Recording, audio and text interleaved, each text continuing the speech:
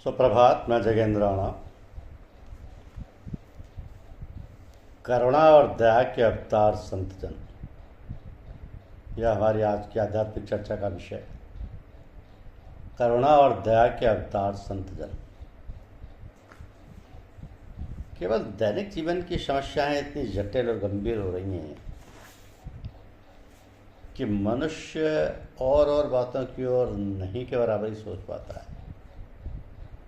दैनिक जीवन की यह जटिल समस्या ही वस्तुतः मनुष्य को प्रेरित करेगी, विवश कर देगी एक दिन इस महान समस्या के हल करने के लिए, जिसके मुकाबले में और समस्याएं नगण्य हैं। तो दैनिक जीवन की आज की समस्या में जन समुदाय जिस बुरी तरह फंसा हुआ है और उलझ गया है, उससे चाहकर भी वह नहीं निकल पाता, विवश सा हो जाता है। ये बात केवल मनुष्य के निज पुरुषार्थ से ही संबंधित हो सो बात नहीं है। इसमें और भी अदृश्य तत्व काम करते हैं, जिसमें मुख्य है वह देव, जिसकी विभीषिका से मनुष्य कभी कभी विचार मात्र से ही सिहर उठता है। तो यह देव कोई अनायास ऊपर से टपक पड़ने वाला नहीं है, किंतु हम उसके अदृश्य कारण को, जिसके हेतु हम ही होते हैं, जान नहीं पाते, और जान पाते हैं तो केवल बिरले ही। तो वे जानकर भी चुप रहते हैं और उसके परिणाम को स्वयं भोगते रहते हैं, समझते हैं किंतु टस से मस नहीं होते हैं। इतना होते हुए भी ईश्वर की अहेतु की करुणा और दया का प्रभाव सतत अबाध गति से जन साधारण मात्र के लिए चलता रहता है, और कभी कभी विशेष करुणा और बहती दया की भी हिलोरें उस प्रभाव में से निकल पड़ती हैं।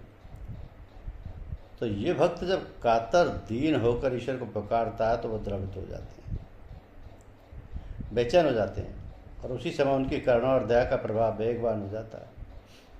वो स्वाभाविक है, ये कोई आश्चर्यजनक बात नहीं। ऐसे अवसरों पर तो स्वयं भगवान का सिंहासन डोल जाता है।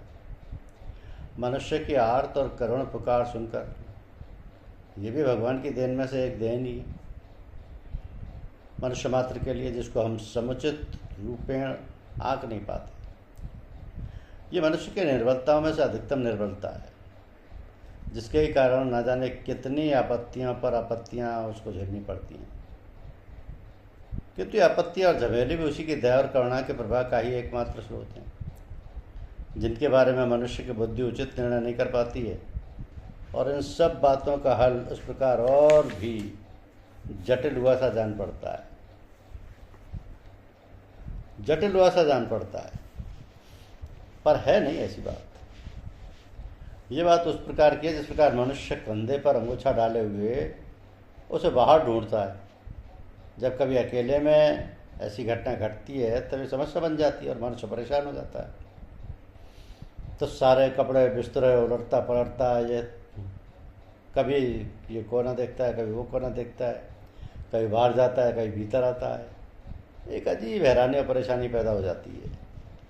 तो यदि कोई इस समय आ गया और पूछ बैठा क्या बात है भाई, कैसे परेशानी हो, क्या परेशानी है, कभी कभी तो पूछने पर भी वो अनसुनी कर देते हैं।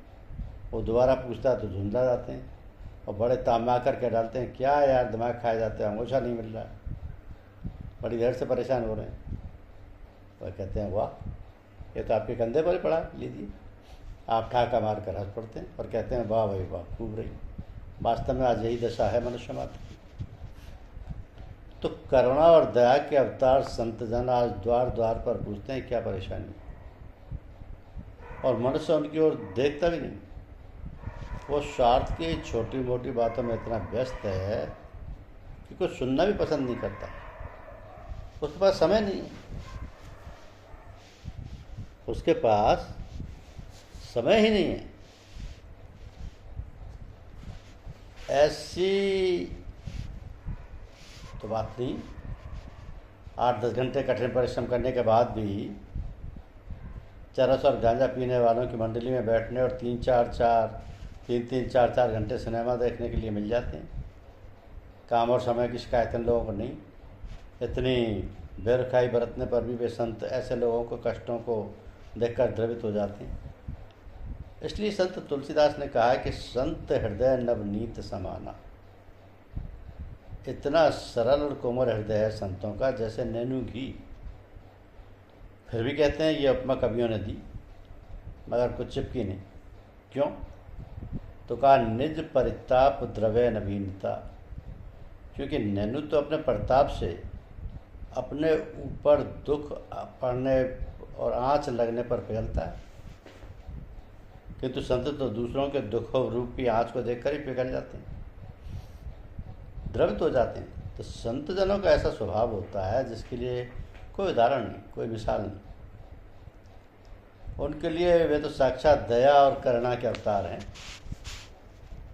तो कठोरता का तो कहीं अंश ही नहीं उनके पास।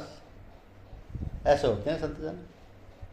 भगवान अवतार धारण करते हैं भक्तों के संकट दूर करने के लिए, और वो दया करुणा के अतिरिक्त मार काट संहार और सजा साम दाम दंड भेद सभी प्रकार से काम लेते हैं।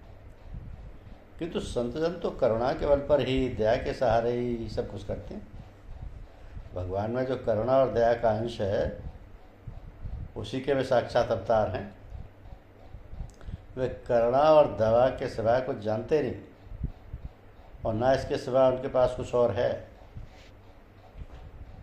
वे हैं भगवानमय, ऐसे भगवानमय कि उन्हें चारों ओर भगवान ही दिखते हैं और कुछ उन्हें दिखाई नहीं देता और ना समझ में आता है। उनकी महिमा और गुणों का वर्णन करने की वाणी में सामर्थ्य नहीं। सचमुच ऐसे ही संतजन गुरु बनने और कहलाने के अधिकारी होते हैं। गुरु में गु के माने अंधकार और रू के माने प्रकाश के, अर्थात जो अंधकार को दूर कर प्रकाश करते हैं वे गुरु हैं। ऐसे ही संतजनों को गुरु कहते हैं। इसलिए किसी ने कहा है कि 7 समुद्र की मसी करूं लेकिन ये सब बन रहा है, सब धरती कागज करूं गुरु गुण लिखा न जाए, गुरु गुण लिखा न जाए। सभी लोग क्या अमीर क्या गरीब आनंद की खोज में हैं, जाने अनजाने उसकी तलाश में इधर उधर भटकते फिरते। कोई अच्छे अच्छे नाना प्रकार के सुस्वाद भोजनों में आनंद ढूंढता है, कोई सुंदर स्त्री में आसक्त होकर आनंद भोगता है, तो कोई सुंदर मनमोहक दृश्य देखकर तृप्त होना चाहता है, कोई गाना बजाना सुनकर, कोई तारीफ सुनकर प्रसन्न होता है। गर्ज जितने भी इंद्रियों के विषय हैं उनके भोगने की गरज केवल आनंद की लालसा से ही है, किंतु जितने भी विषय भोगों के आनंद हैं वो क्षणिक हैं।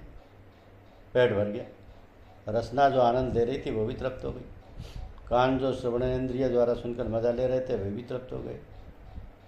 इसी प्रकार यह विषयानंद थोड़ी देर के लिए तृप्त तो कर देता है, किंतु फिर उसकी तलब उठती है और फिर वही खोज जारी हो जाती है। मनुष्य बेचारा इन विषयों के पीछे पीछे भागता फिरता है, बावला हो जाता है, उसे चैन नहीं मिलता। वो विषयों को तो क्या भोगता है, विषय उसे भोग लेते हैं। इंद्रियां भोग भोगते भोगते निर्बल हो जाती हैं और शिथिल हो जाती हैं। बुढ़ापा आ जाता है किंतु इच्छा वासना कामना तृप्त नहीं होती।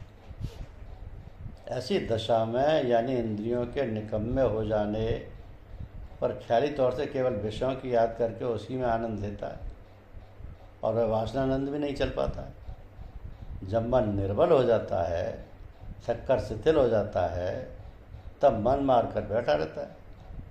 फिर बेचारा मनुष्य और भी हैरान होकर परेशान होता है। चैन नहीं, आनंद नहीं।